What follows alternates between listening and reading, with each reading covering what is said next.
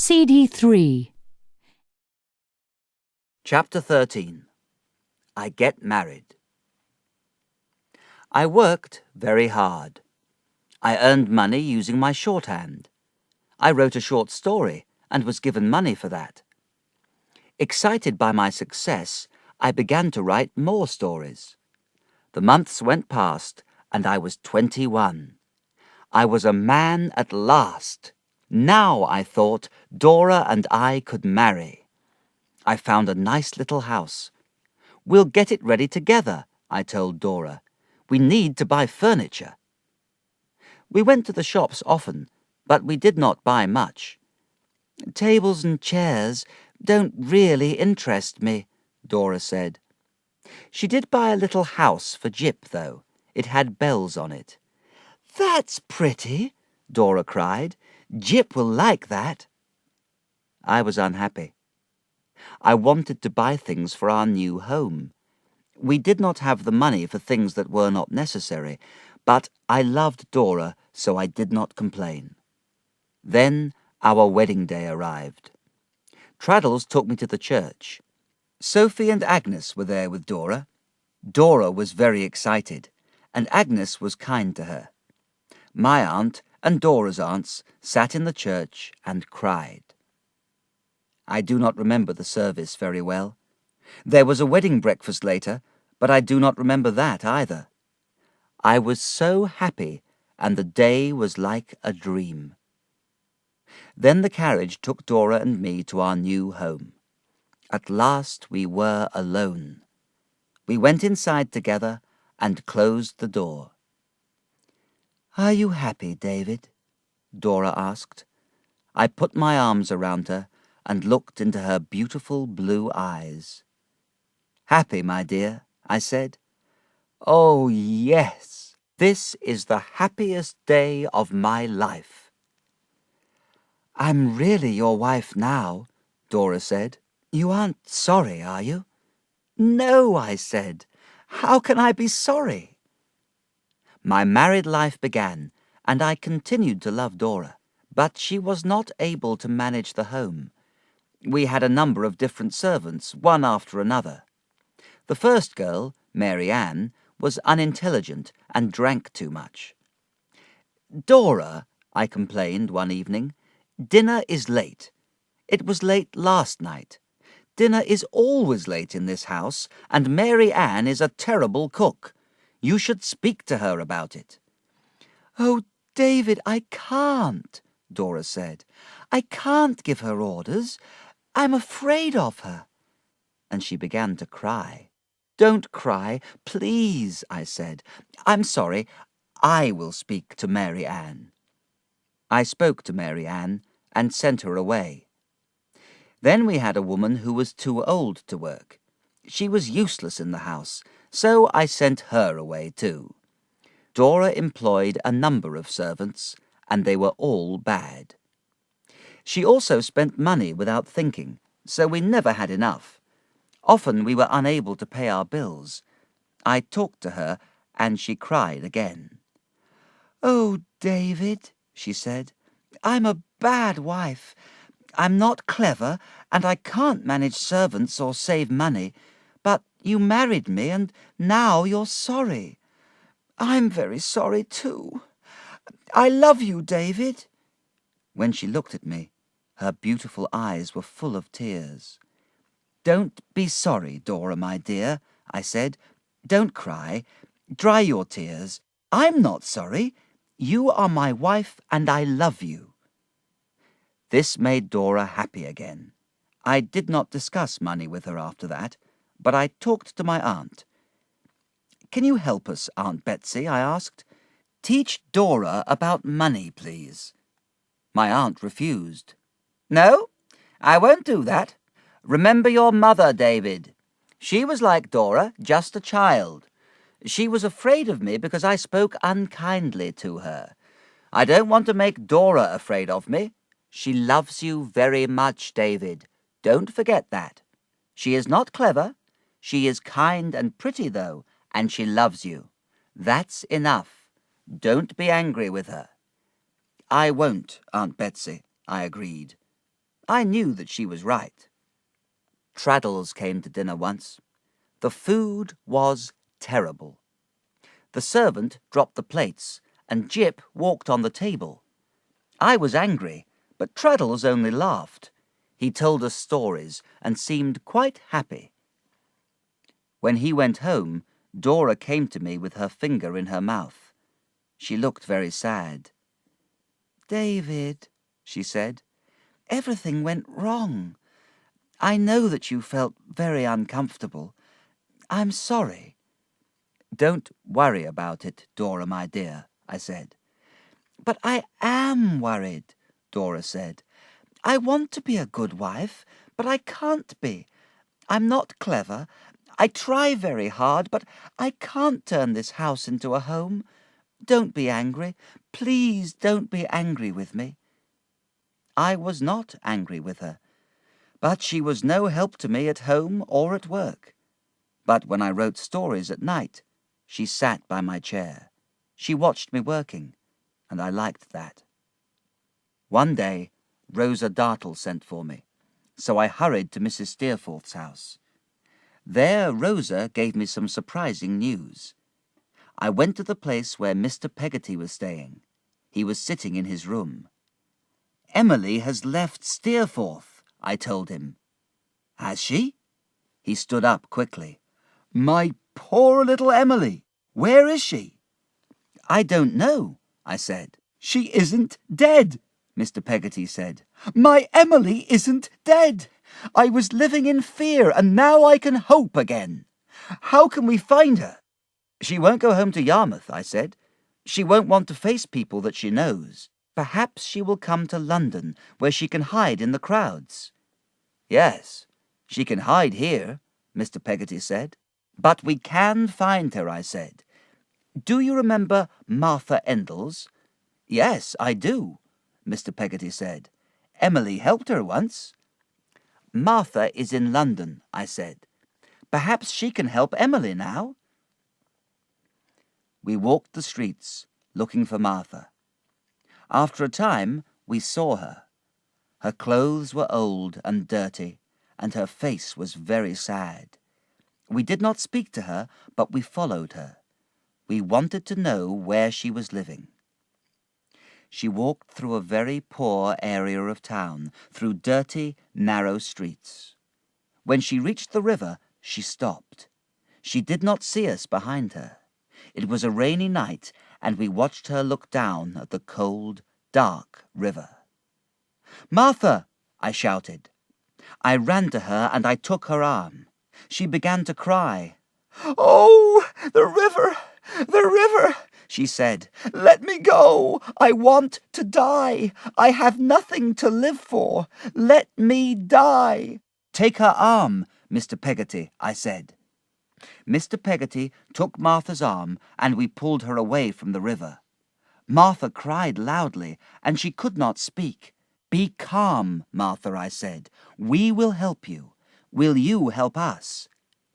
Finally, Martha was quiet. "Who are you? And what do you want?" she asked me. I told her about Emily. Martha looked at me.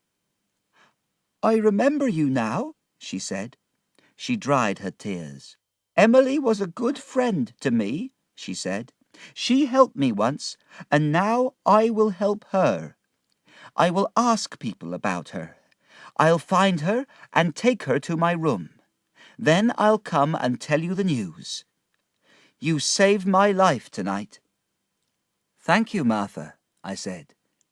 "Let us give you some money." "No," Martha said, shaking her head. "I don't want money. But what is your address?" I gave her my address. Then I left Mr. Peggotty and went home. Chapter 14. I Discover a Secret. I finished my first book. It sold well, and I earned a lot of money from it. We had more to spend now, but the problems at home continued. Dora could not manage the house. Servants came and went. One was a boy who stole money from us. he went to prison. "Dora, my dear," I said to her after that, "things are not going well." "What do you mean?" she asked. "We can't continue like this," I explained. "We have to employ better servants." "It's me," Dora said, with tears in her eyes. "Oh, David, I try, but I can't choose servants. I don't know what to say to them." "Don't worry, Dora," I said, kissing her. "I'll manage the servants now." Our home life got better, but my life became more difficult. I worked hard at my job, and I worked hard in the house, too. Dora has to change, I thought to myself one day. At the moment, she's a child, not a wife. I'll talk to her, and I'll read books to her. Then perhaps she'll learn something about life. So I tried to teach Dora, and I read books to her. But she was not interested, and she learned very little. We'll have a baby, I thought. Perhaps Dora will make a good mother. That will give her an interest in life. We had a baby, but sadly, it died. Dora was very ill after that, and stayed in bed all day. Then, when she felt a little better, my aunt spent a lot of time with her. They talked and laughed happily. "David," Dora said to me one day, it was some time after the baby's death, "you're not unhappy, are you?" "Unhappy?" I said. "No, my dear." "I'm not a good wife," Dora said. "I know that. I can't manage the house, and I don't really understand your books. But I love you, David. I love you very much. You do really love me, don't you?" "Oh, yes, Dora," I said. "I love you. I'll always love you." It was true. I loved Dora very much, but my life felt dull and empty. Dora could not be a large part of it. I was more like a father than a husband to her. This continued to worry me. One day, Mr. Micawber wrote me a strange letter.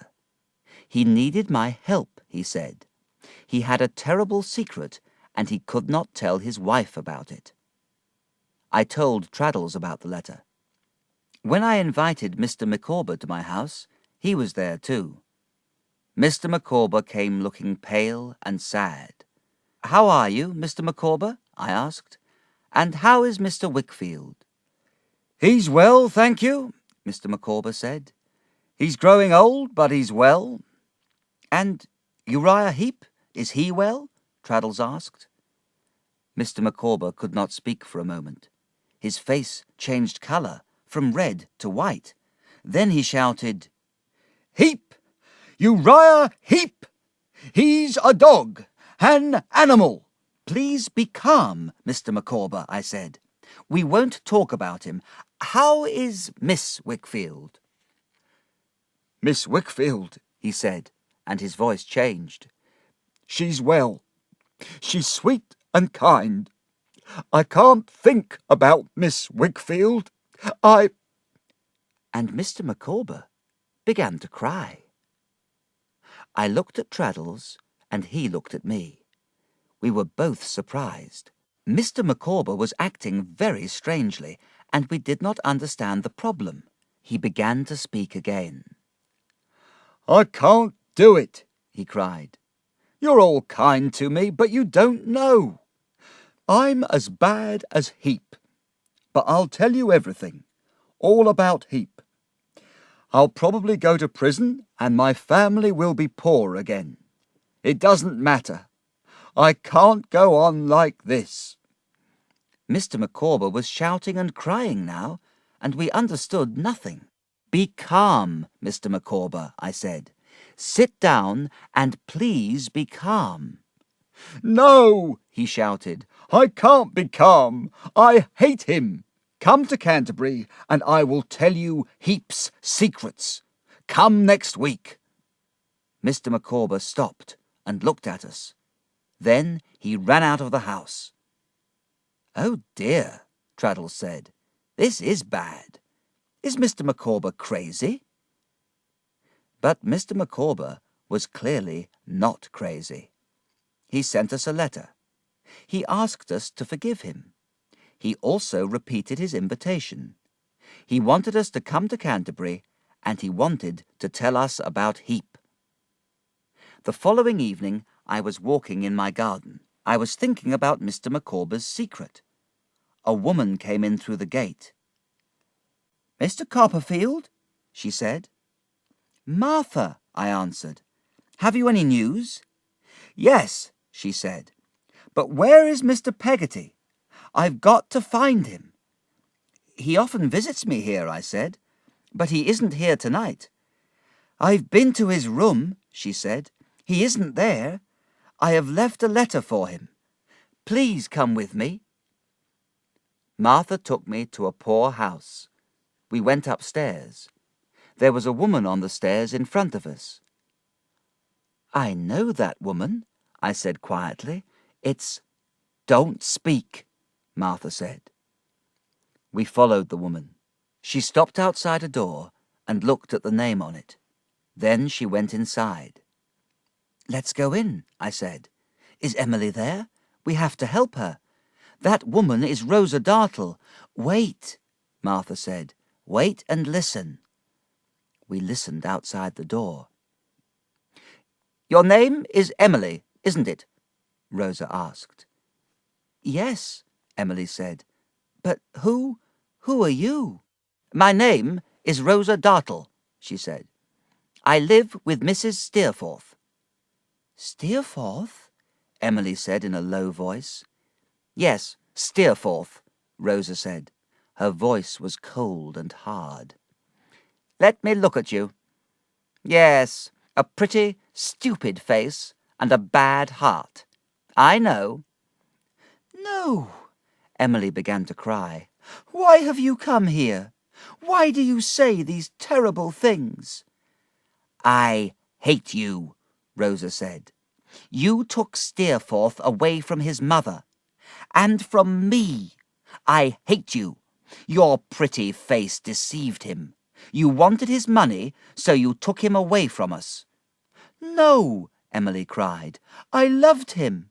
At first, he loved me too." "Love," Rosa said. "You can't love. You're not a lady. You're a fisherman's daughter. Steerforth bought you. You wanted money, and he bought you."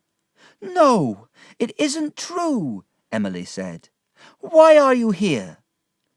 "I want to hurt you," Rosa said. "You hurt me, and now I'm going to hurt you. Leave this house and go back to your family." "I can't. Oh, I can't," Emily cried. "I want to see my family and my Uncle Peggotty again, but I can't." "Then leave England," Rosa ordered. "I'll drive you away. I'll tell people about you, and they'll hate you too. Go away." "Don't be cruel," Emily cried. "Let me stay. I'm not really a bad woman. Please let me stay." "No," Rosa shouted. "Go. I hate you." Rosa hurried out of the room. She did not see Martha and me in the darkness. She passed a man on the stairs without seeing him. It was Mr. Peggotty. He was holding Martha's letter, and he went into Emily's room. We could hear her crying. "Emily, my dear," we heard. "At last I've found you. Thank God. Don't cry, my dear. Now you're safe." "I won't stay here," I told Martha. "If Emily sees me, she'll feel worse. Mr. Peggotty will come to my house and tell me about her." "Thank you, Martha." I left her and went home. That night, Mr. Peggotty came. Dora was upstairs in bed. He told me all about Emily. "I'm very happy," he said. "I've found her at last. She's had a terrible time, but she's more cheerful now. Last night she told me everything. When she came back to England, she met Martha. Martha saved her. She took Emily to her room, and looked after her. "What will you do now?" I asked. "Emily can't live in Yarmouth," he said. "The people there know her well, and they know her story. It will be too difficult for her.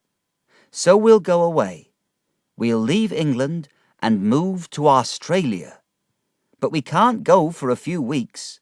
I need to give Mrs. Gummidge some money and find a house for her. Then we'll leave." At that time, Peggotty, my old servant, was living in Ham's house and looking after Ham. "Your sister will be sorry," I said. "She won't go to Australia with you, will she?" "No, I don't think so," Mr. Peggotty replied sadly. "Mr. David," he went on, "I have a letter here for Mrs. Steerforth. I'm sending her the money that Steerforth gave Emily. Will you take it to her?" "Yes," I promised. "I will. And will you come to Yarmouth with me and see my sister? That will make her happy." "Yes, of course I will." So I went to Yarmouth with Mr. Peggotty. I saw Peggotty, and then I went for a walk with Ham. "Mr. Copperfield," he said, "you'll see Emily. She knows that I forgive her. I love her, but I can't see her. She needs a happier life now. I don't want her to think of me and of the past." Ham put his strong hand on my arm. "So tell her this, Mr. Copperfield. Say to her, 'Emily, don't be sorry about Ham.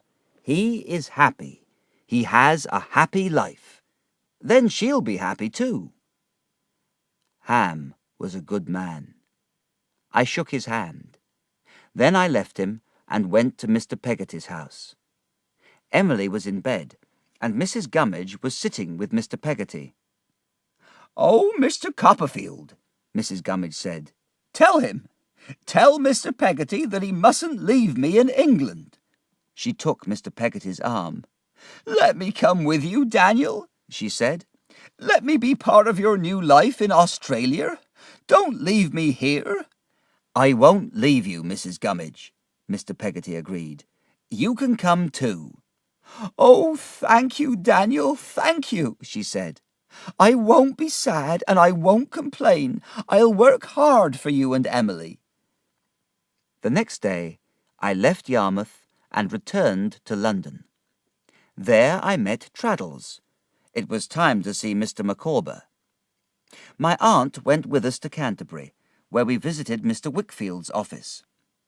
Mr. Wickfield was ill in bed, and Mr. Micawber took us to Uriah Heep.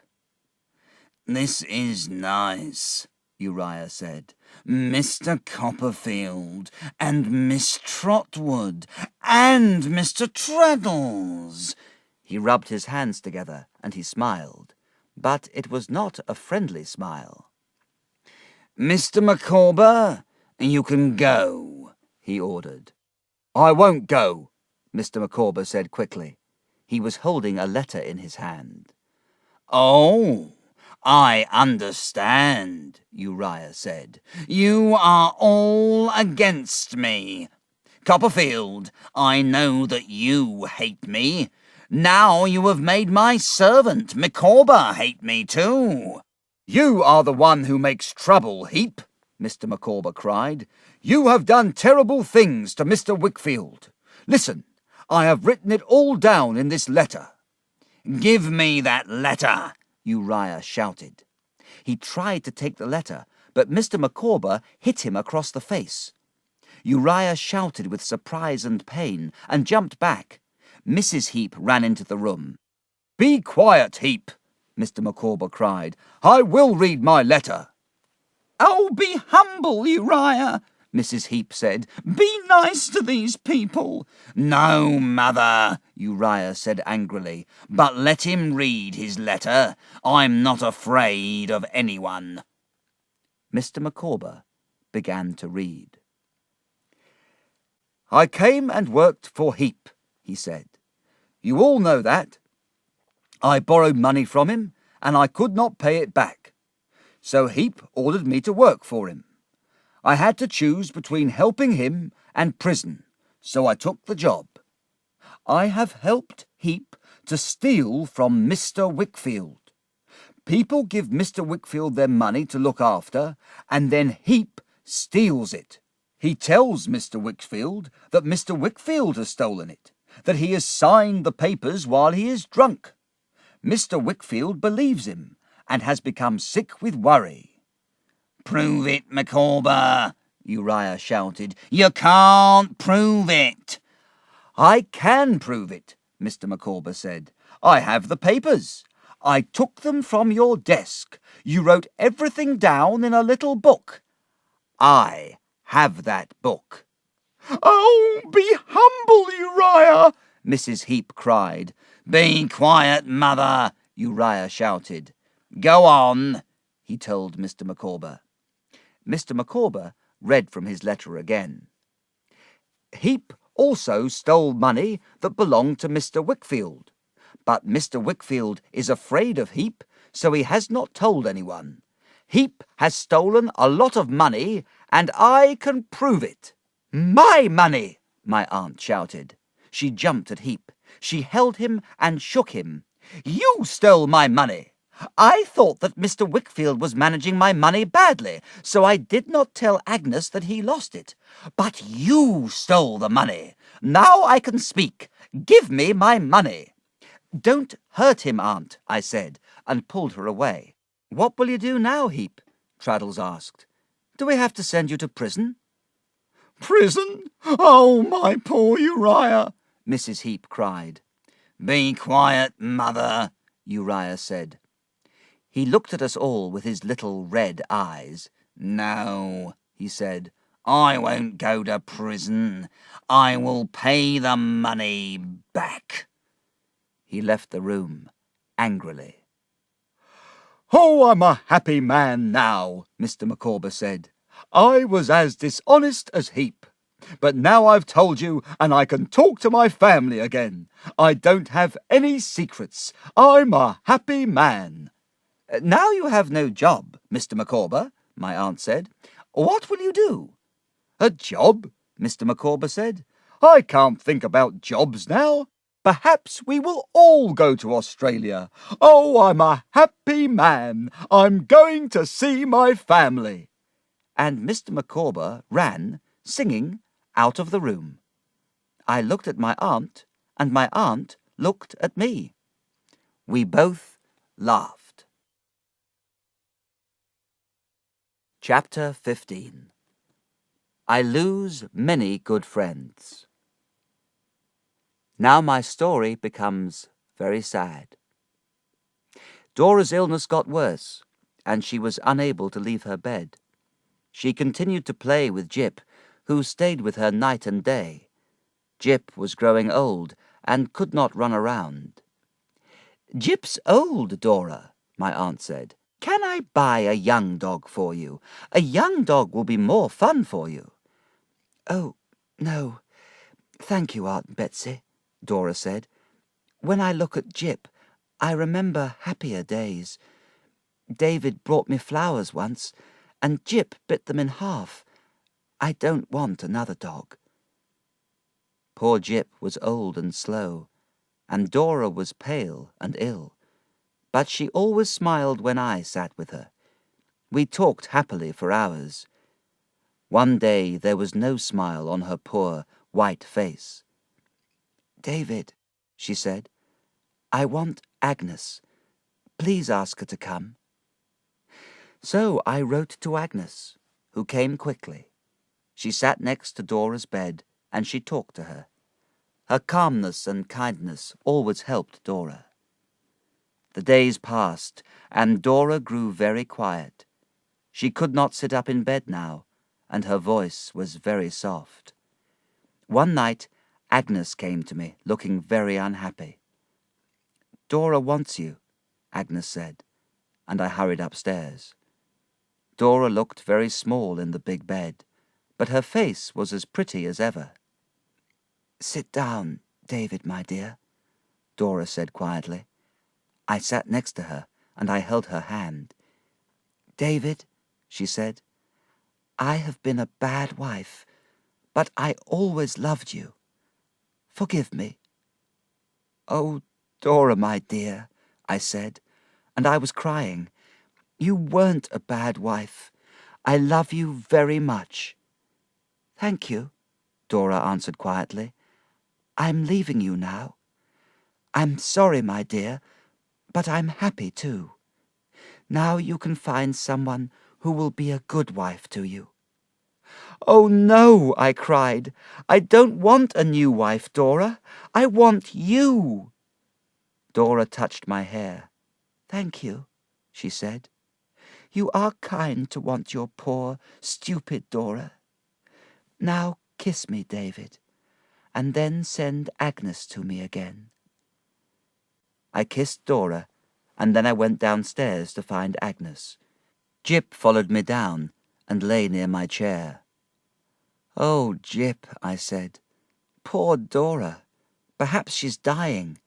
Then you'll be very sad. Poor Jip." But Jip was not moving. I touched him. Poor little Jip was dead.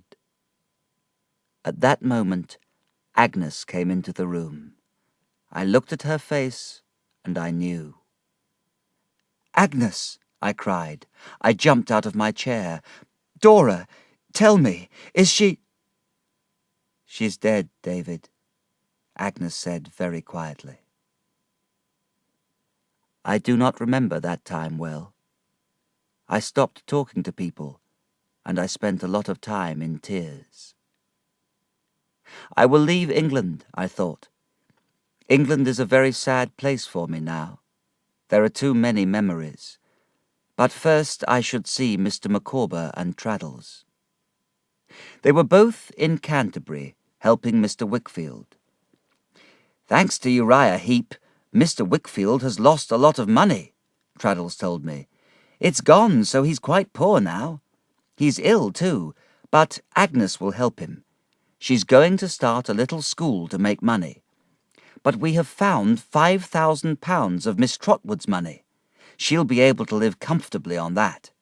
I told my aunt about the money. "I'll help the Micawbers," said my aunt. "Mr. Micawber owes money to Uriah Heep, and he can't pay. If I pay the money back, he won't go to prison." We went to Mr. Micawber's house. All the Micawbers were wearing new clothes for Australia. They looked rather strange, but Mr. Micawber was proud of them. "I'm a happy man," he said. "There are no more secrets, and I'm going to Australia soon. I'll be an important man in Australia." And Mr. Micawber laughed. A man came to the door. "Mr. Micawber?" he asked. "Yes," said Mr. Micawber. "I'm Micawber." "Then I'm taking you to prison," the man said. "You owe Mr. Heep £20. This paper proves it." "No! Oh, no!" Mr. Micawber shouted. "I haven't any money.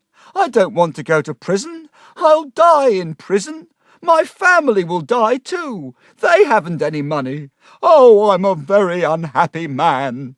And Mr. Micawber cried. "Don't worry, Mr. Micawber," my aunt said. "This is the reason why I came. Here is the £20.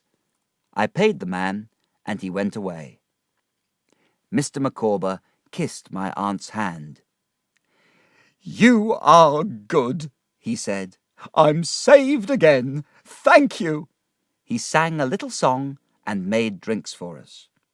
That night, my aunt talked about Mr. Micawber. "Mr. Micawber needs more money for Australia," she said. "I will give him £500. "Don't give the money to Mr. Micawber," I told her. "It isn't safe with him. Mr. Peggotty is going to Australia too. Give the money to him. He can keep the money for Mr. Micawber and look after it." "That's a good idea," my aunt agreed. "I'll do that." "I'll visit Mr. Peggotty and talk to him," I said. I went to see Mr. Peggotty in London and told him about Mr. Micawber and about my aunt's money. "I'll help Mr. Micawber," Mr. Peggotty said. "I'll look after his money for him." "Thank you," I said. "Emily has written Ham a letter," Mr. Peggotty said. "I can't take it to him because I'm very busy. What do you suggest?" "I'm not busy," I said. I was happy to do things for him. I wanted to be busy and not to think about Dora. "I'll go to Yarmouth and take the letter to Ham." So I took the coach to Yarmouth. It was a cold day. The sky was grey and the wind was strong and noisy. In Yarmouth it was difficult to stand up, so I went quickly to my hotel. "This is a terrible storm, sir," the man at the desk said to me. "The sea is very rough. A lot of ships went down last night. A lot of men have died." "That is bad," I said. I went to my room and waited. I wanted to find Ham and give him the letter, but the storm frightened me. In the end, I stayed in the hotel, but I could not eat my dinner, and later I could not sleep. The wind shook the windows of my room. "It's going to damage this hotel," I thought. The next morning I heard the sound of shouting outside. "Quickly!" a voice shouted. "Come quickly to the sea! A ship is going down, but perhaps we can save some men." I ran to the beach, fighting against the strong wind. A large group of men were standing there. One of them was Ham. "Where is the ship?" I shouted. It was difficult to hear anyone. "There!" I saw the ship. It was not far away. We could see 4 men at first. Then the sea came up and took 2 of them. Now there were only 2 men on the ship. One was tall, and he was wearing a red hat. "Give me a rope," Ham shouted. "Perhaps I can save them. I will swim to them with the rope." A man brought a long rope for Ham, who tied it round his body. We all watched the ship. It was moving up and down on the stormy sea. "Don't go, Ham," I shouted. "The sea will kill you. It's very strong." "I have to go," Ham shouted. "Those men need help." He went into the sea while some of the men on the beach held the end of the rope. I watched the ship. The sea came up and covered it. Then it fell again. Now there was only one man fighting for his life. The men pulled on the rope and brought Ham back to the beach. "You're crazy," they said. "You can't help him. You'll die." "Give me more rope," he shouted. "I'm going to try again. I have to." The wind was very strong. It was hurting my eyes, but I could see Ham's head.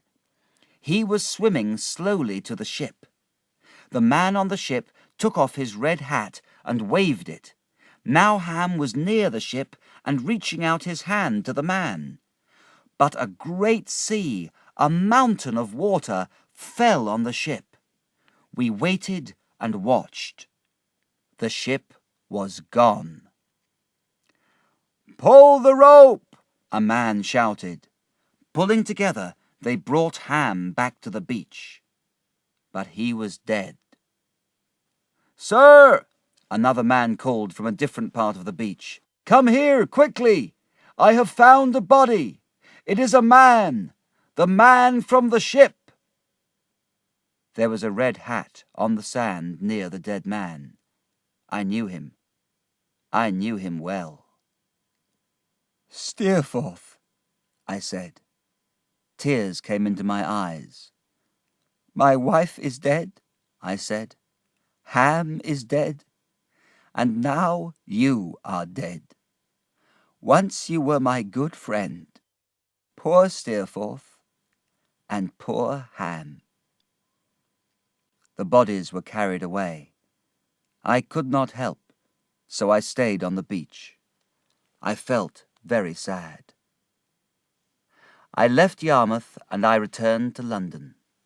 I went to Highgate and I stood outside Mrs. Steerforth's house for a few minutes. The house looked dark and cold. Then I went to the door. A servant took me to Mrs. Steerforth. Rosa Dartle was with her.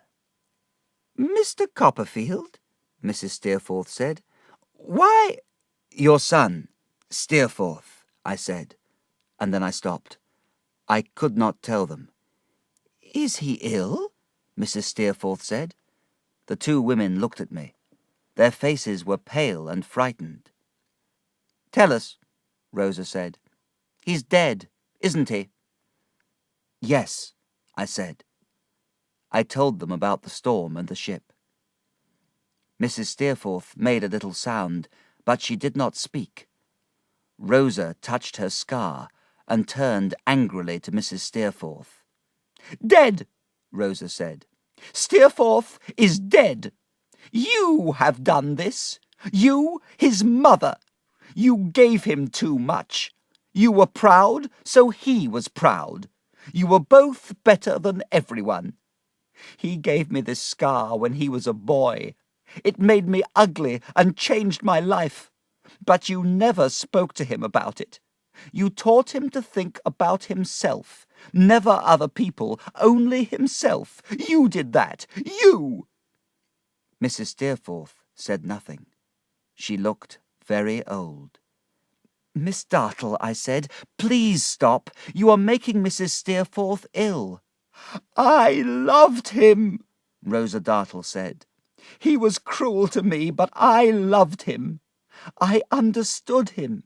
He was a proud man, but I loved him. He will love me, too, I thought. He will marry me. He will not be a kind husband, but I will be happy. But he left me. You did that. You, his mother." "Miss Dartle," I said, "stop. Mrs. Steerforth is very ill. She can't hear you." Rosa Dartle turned to me. "You," she said. "Copperfield, his friend. What kind of friend were you to him? You took him to Yarmouth. He met Emily there, and she stole him from me. You always bring bad news. Go away. I hate you. Go." I stopped in the doorway and looked back. Rosa was standing next to Mrs. Steerforth. She put her arms round the old woman. Mrs. Steerforth did not move, and Rosa began to cry. "Oh, my dear," she said. "I'm sorry. I loved him, but you loved him too. Now he's dead. Poor Mrs. Steerforth. Poor Steerforth." I left the house of tears and went home. The Micawbers and Mr. Peggotty were leaving the next day. My aunt and I went to see them on the boat. Mr. Micawber was happy again. He smiled and sang. "I'll work hard in Australia," he promised my aunt. "I'll be a success." He kissed her hand. "Thank you, Miss Trotwood." Mr. Peggotty came up to me. "Did Ham get the letter?" he asked. "Yes," I said. This was not true. Ham was dead, but I could not tell Mr. Peggotty in his happiness. "Where's Emily?" I asked. "There," he said, and I saw two women sitting together, Emily and Martha. "Martha wants to come with us," Mr. Peggotty said. "She can start a new life in Australia. We'll all have a new and better life." "Goodbye, Mr. Peggotty," I said. "Say goodbye to Emily and Martha for me." "I will," Mr. Peggotty said. "And I'll come back. I'll see you again, Mr. David." He shook my hand. I went back to the Micawbers. Mrs. Micawber held my hand and cried. "I'll write letters from Australia, my dear Copperfield," Mr. Micawber said. "Goodbye." "Goodbye," I said. "Good luck." "We're sailing now," a man shouted. My aunt and I left the ship and watched from the land. The ropes were untied and fell into the water. The ship began to move away. My aunt and I shouted goodbye. Mr. Peggotty and the Micawbers shouted back. "They're all beginning a new life," my aunt said. I felt very sad. These were my friends, and they were leaving me. My wife, Steerforth, and Ham were all dead. I need to begin a new life too, I said. I'll go abroad and travel for a few months. Then, perhaps, I'll learn to forget. Chapter 16. I Find Complete Happiness. I visited very many countries, but I did not forget. I often thought about poor Ham and proud Steerforth. My heart was full of my love for Dora, but she was not with me. My life was empty, and I wanted to die too. I fell ill and could not work. The months passed, and I discovered Switzerland. I lived there in the mountains and slowly started to forget. When I was well, I began to meet people. I was interested in life again. I wrote a new book, which I sent to Traddles. He sold it for me, and I earned enough money to live on. One day, I received a letter from Agnes. It was a kind, happy letter, and I read it many times. While I was reading it, a new thought came to me. I loved her, and wanted to marry her. But to her I was just a brother. She did not want to be my wife. I decided, though, to return to England. I went to London. It was very cold, but I was happy to see the streets and houses again. I went to Traddles' house first. He was living in 3 small rooms. While I was walking up the stairs, I could hear girls' voices. That's strange, I thought. Who are they? Traddles opened the door. "Copperfield!" he shouted. "Come in! Come in! You look well!" "My dear old friend," I said, and shook his hand. Then I saw that he was not alone. "This is Sophie, my wife," Traddles said. "I'm a happy man, Copperfield. I'm married. Married!" "You didn't tell me," I cried. "No," Traddles laughed. "It's a surprise." Sophie was a very pretty girl, and clearly a good wife. Her 4 sisters were living there too, in quite a small space. But Sophie managed the home very well, and looked after all of them. The rooms were comfortable, and Traddles was happy. I talked to them all, and we laughed a lot together. I enjoyed my first evening in London very much. The next morning I went to Dover to see my aunt. She told me all the news. Both Mr. Peggotty and Mr. Micawber were happy in Australia. Mr. Micawber was working hard, and he was not borrowing money. He sent my aunt money when he could. "And Agnes, is she married?" I asked. "No," said my aunt, "but it's possible that she will marry soon." "Oh?" I cried. My aunt looked at me strangely. "Agnes is a pretty girl with a very warm heart," she said. "A lot of men want to marry her." "I know that," I said. "She isn't silly," my aunt continued. "Some girls are silly." She looked hard at me again. "Some men are silly." I left my aunt in Dover and went next to Canterbury. Mr. Wickfield was not at home, so Agnes was alone. "Hello, David," she said. "How are you?" "I'm very well," I said. "I'm well and happy." This was not true. I was not happy, but I could not tell Agnes that. "You have some good news for me, haven't you?" I asked. "Good news?" Agnes asked. "I don't understand." "You're going to get married," I said. "Isn't that good news?" "No," Agnes replied. "It isn't true. I won't marry. I can't marry." Suddenly tears came into her eyes. "Oh, I'm being silly," she said. "Don't look at me." "My dear," I said, "what is wrong? Why can't you marry?" "I love a man," she said, "but I can't marry him because he doesn't love me. I loved him as a child, and now I love him as a woman." "Really?" I said. "Agnes, who is the man?" Agnes turned away. "I can't tell you," she said. I held her arms.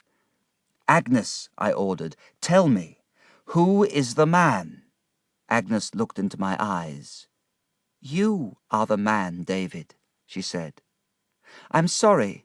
You feel like a brother and not like a husband to me. I know that.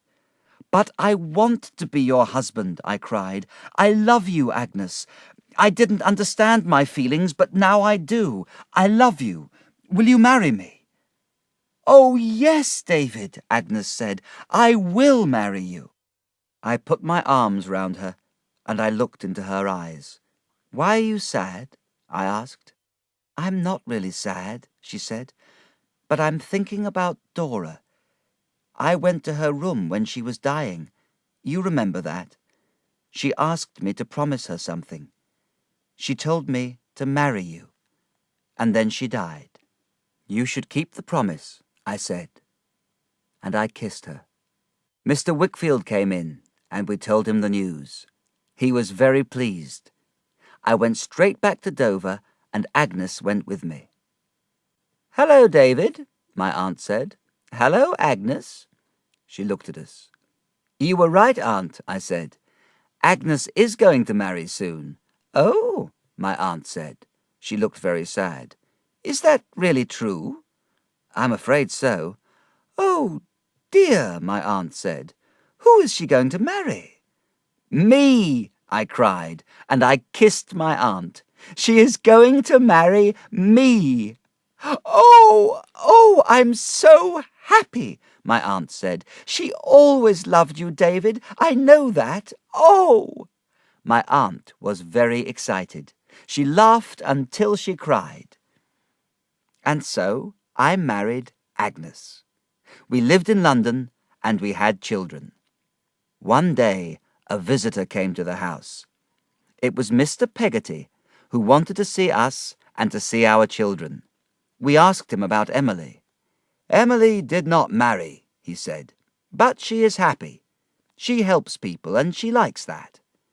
How is Martha? We asked. Martha married a young man, Mr. Peggotty said. He is kind to her, and they are happy too. And Mrs. Gummidge? Mr. Peggotty shook his grey head, and he laughed. Mrs. Gummidge did not marry again, he said. A man wanted to make her his wife, but she refused him. She's very cheerful these days. She works hard, and she looks after me well.